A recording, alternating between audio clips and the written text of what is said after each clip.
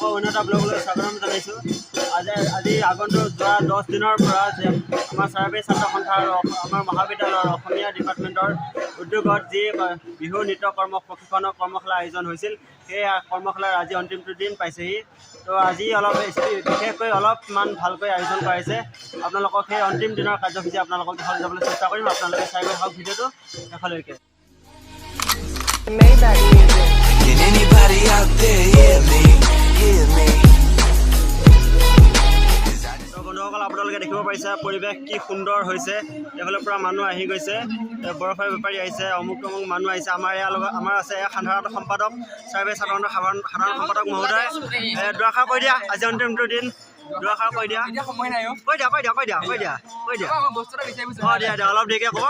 সম্পাদক মহোদয়ৰ সময় নিচেই তাকৰ হয়, তেখেতৰ বহুত কামত ব্যস্ত হৈ থাকে।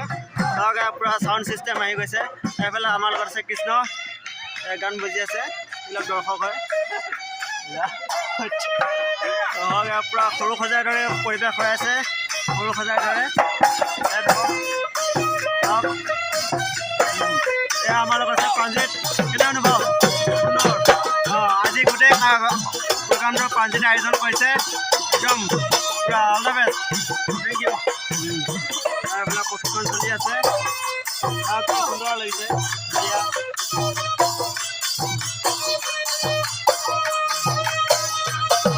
হয়, আমাৰ লগত আছে আচাৰ্য প্ৰশিক্ষণ দি আছে। নমস্কাৰ আচাৰ্য, কেনে অনুভৱ? বহুত ভাল লাগিছে। হয় হয়, অলপ কৈ দিয়ক। প্ৰতি বছৰ এনেকৈ হৈ থাকিব।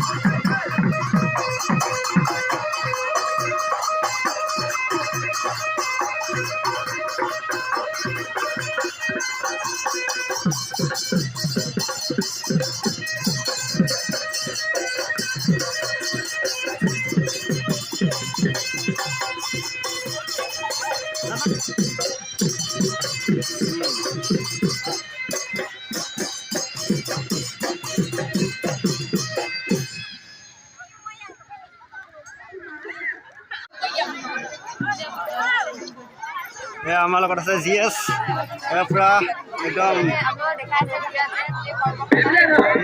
এবাৰ সময় নাচনী গুণ হ'লে অনুৰোধ জনাইছোঁ দেই, এবাৰ গুণকে হ'ব।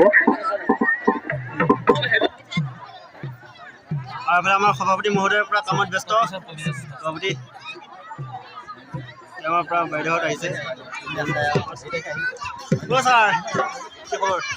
বঢ়িয়া একদম। বাইদেউ কেনে অনুভৱ? অনুভৱ কেনে?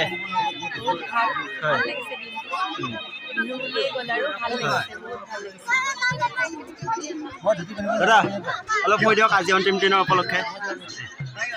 চৰাইবাহী আঞ্চলিক ছাত্ৰ সন্থা উদ্যোগত আৰু চৰাইবাহী মহাবিদ্যালয় লখিমপুৰৰ সহযোগত যি 10 দিনৰ কৰ্মশালা আয়োজন হৈছিলে, আজি সামৰণি দিন। গতিকে ছাত্ৰ ছাত্ৰীসকলে উৎসাহিত মনে আজি আহি এই কৰ্মশালা অংশগ্ৰহণ কৰিছে।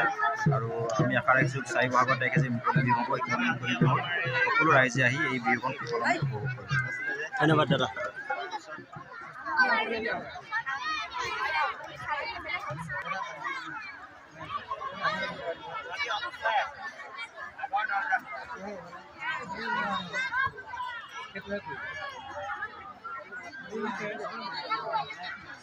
আৰু চৰাইবাহী মহাবিদ্যালয়ৰ অসমীয়া বিভাগৰ সমূহ কৰ্মচাৰীবৃন্দ তেওঁলোকৰ ওচৰত চিৰকৃতজ্ঞ। আগলৈও যাতে তেওঁলোকে এনেদৰে এনেদৰে আমাৰ এই কৰ্মশালাখনি চলাই লৈ গৈ থাকে। এতিয়া আমি আমাৰ প্ৰশিক্ষকসকলক আমি সম্বৰ্ধনা জনাব বিচাৰিছোঁ। তাৰ লগে লগে মৰিগাঁও জিলা ছাত্ৰ সন্থাৰ সন্মানীয় সভাপতি বিপুল কুমাৰ নাথদেৱ আছে, তেখেতক আমি পোনপ্ৰথমে সম্বৰ্ধনা জনাব বিচাৰিছোঁ। তেখেতক সম্বৰ্ধনা জনাব আমাৰ চৰাইবাহী মহাবিদ্যালয়ৰ অসমীয়া বিভাগৰ বিভাগীয় প্ৰধান গীতাঞ্জলি খাট্ৰানিয়াৰ বাইদেৱে। তেখেতক এখন ফুলাম গামোচাৰে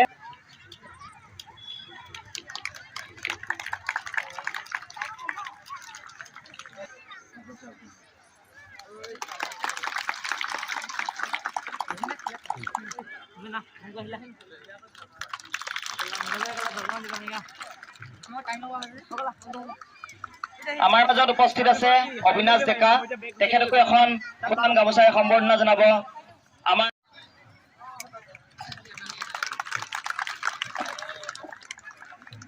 আমাৰ মাজত উপস্থিত আছে নিতুমণি বৰদলৈ, তেখেতক এখন ফুলাম গামোচাৰে সম্বৰ্ধনা জনাব।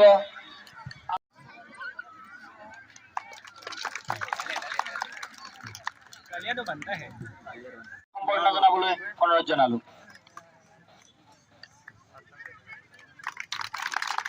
আমাৰ এই সম্বৰ্ধনা অনুষ্ঠান ইমানতে সামৰণি পেলাইছোঁ। বাকী কাৰ্যসূচী আমি আমাৰ প্ৰশিক্ষকসকলক চলাই নিবলৈ অনুৰোধ জনালো। ওলাই আহিবা, এই ফিল্ডলৈ আহিবা, লগতে পৰিয়ালত যিমান মানুহ আছে সকলোকে 2 বজাতে তেখেতসকল আহি 5 বজালৈকে ছাত্ৰ ছাত্ৰীসকলক তেখেতসকলে শিকাই আছে। বিহু কেনেদৰে নাচিব লগাৰ পৰা আৰম্ভ কৰি আৰু এজন আছিলে সদৌ অসম ছাত্ৰ সন্থাৰ সাংগঠনিক সম্পাদক নৱকুমাৰ নাথ, তেখেতে প্ৰথম 2 দিন আহিছিলে, কিন্তু তেখেতে গুৱাহাটীত হোৱা কৰ্মশালাত উপস্থিত থাকিব লগা হোৱাৰ কাৰণে আজি তেখেতে থাকিব নোৱাৰিলে। তাৰ লগে লগে আজি অনুষ্ঠানটোত মৰিগাঁও জিলাৰ উপায়ুক্ত মহোদয়কো নিমন্ত্ৰণ দিয়া হৈছিলে, কিন্তু তেখেতে অলপ আগতে মেছেজ কৰিছে যে তেখেতৰ বিশেষ কাৰণত এজন কমিশ্যনাৰ অহাৰ বাবে তেখেত আহিব নোৱাৰিলে, কিন্তু 4 বহাগৰ তাৰিখে তেখেত উপস্থিত থাকিব। আৰু আমাৰ যিসকল প্ৰতাপ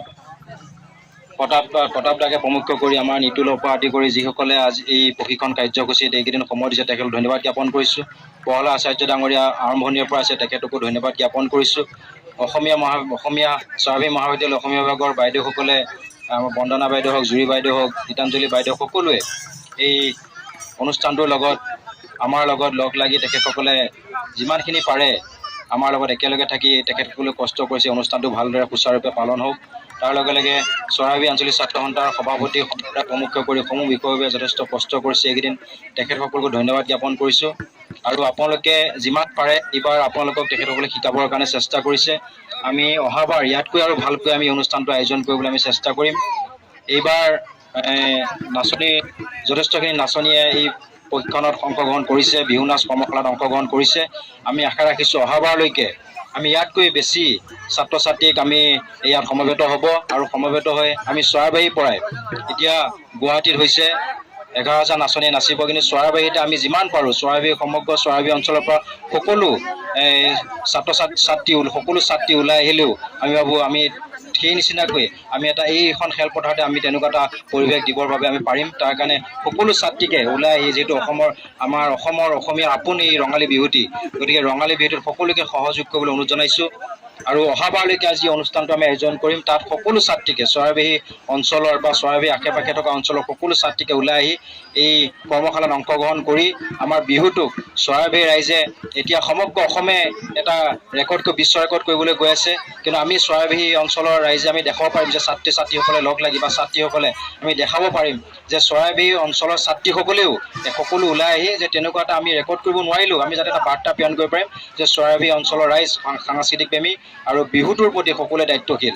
গতিকে এইখিনিকে কৈছোঁ, আৰু শেষত প্ৰশিক্ষকসকলক আজি এই বিহু কৰ্মশালা পুনৰ আৰম্ভ কৰিবলৈ অনুৰোধ জনাইছোঁ। আৰু আমাৰ আজি এই অনুষ্ঠানত আহি উপস্থিত হৈছেহি আমাৰ এজন স্থানীয় সাংবাদিক পুলক নাথ। প্ৰতিটো ক্ষেত্ৰতে তেখেতে আমাৰ লগত সহায় সহযোগিতা আগবঢ়াই আহিছে। তেখেতে আহি আজি এই সুন্দৰভাৱে বাতৰিখিনি তেখেতে প্ৰচাৰ কৰিব। তেখেতে নিজৰ চেনেলত দিয়াৰ উপৰিও অন্যান্য চেনেলসমূহলৈ তেখেতে পঠাই এই বাতৰিটো যিমান পাৰি তেখেতে প্ৰচাৰ কৰাৰ ক্ষেত্ৰত ব্যৱস্থা গ্ৰহণ কৰিব। গতিকে তেখেতক আমি ধন্যবাদ জ্ঞাপন কৰিছোঁ।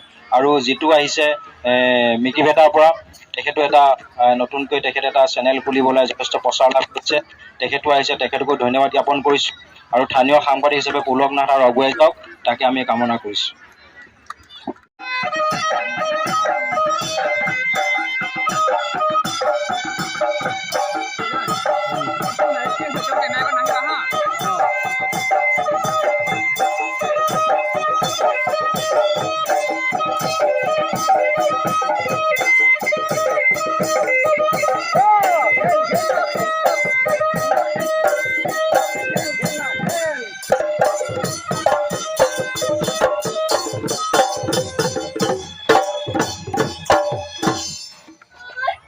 সকলাতে নদী অকলে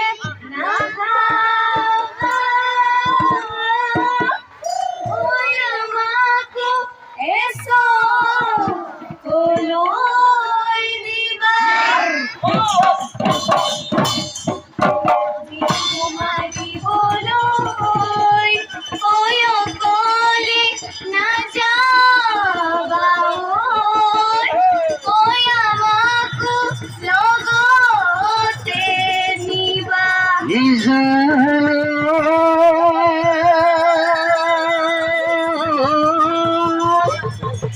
তোমার মাতে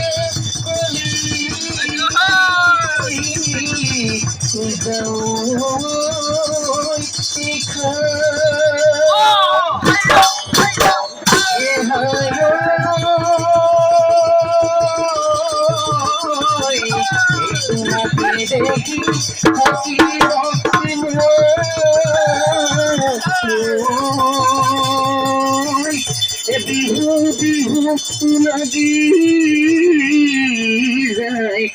যায়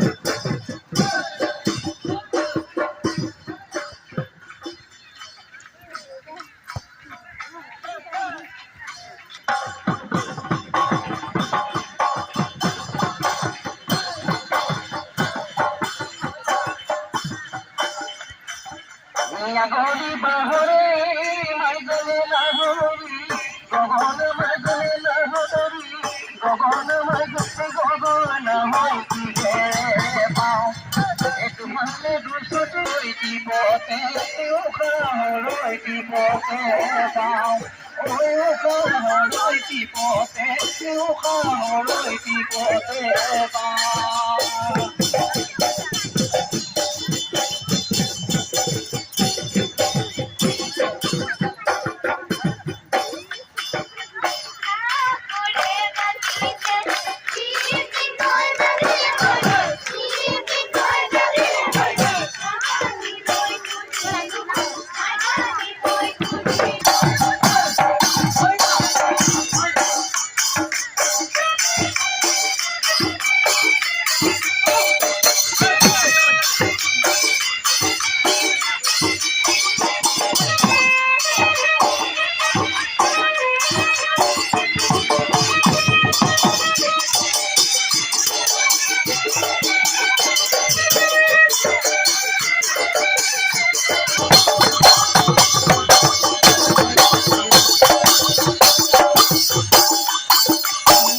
নাচিবা ওই দেখি ভাল লাগিব কৰি গাবা শুনি ভাল লাগিব এই ৰৈ নাচিবা ওই দেখি ভাল লাগিব কৰি গাবা শুনি ভাল লাগিব এই গান কপি কৰি মৰম লিয়ই নাচনি মৰমি আমাৰ নাচে নগাবা আমাৰ ওই মৰমি আমাৰ নাচে নগাবা ওই